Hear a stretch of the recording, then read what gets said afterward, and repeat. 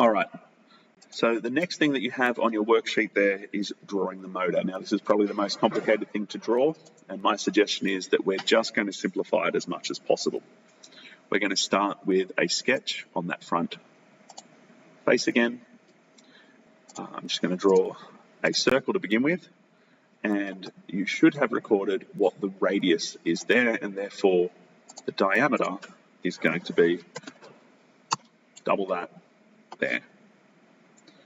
The next one is we're going to have a rectangle, but we want a center point rectangle, so we can draw from the origin there. I'm just going to connect that there, and it has that coincidence to lock our two origins together. What I'm now able to do is dimension this, and we should have taken a recording for that height as such.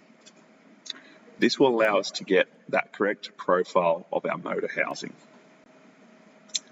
The next thing that we have is the center shaft. So I'm going to draw that at that origin as well, and we should have taken a measurement for that one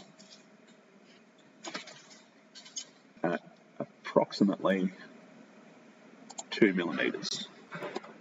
Again, if yours is different, go with what you have recorded. I can now complete that sketch and rename it.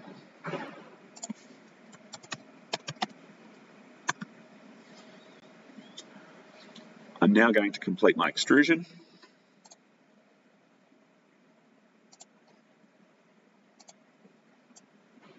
Like so. And the length of this you would have recorded. I can put that in.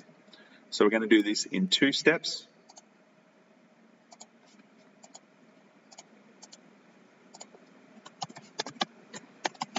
Our motor case, and then our motor shaft. So now to extrude the motor shaft, we've got to make sure that our motor sketch is visible, and we are going to extrude just that shaft section. So we may need to move our model into a position where we can access it. And we're going to do things a little bit differently here. We are going to make sure it's a solid add. And it is going to be blind, and we should have how much it comes out by on our worksheet on each end, plus the length of the motor. Okay, so we'll add those 3 values together, and that will get us a value that you can work out for yourself. But we are going to do a starting offset, and I'm just going to change the perspective so I can make sure it's there. Okay, so our starting offset is actually going to be backwards by whatever dimension it is you have on your worksheet there.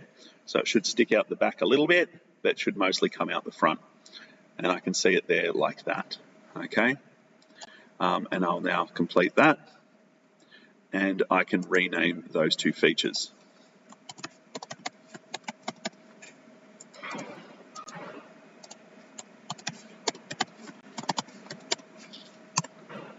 And I'll rename my part.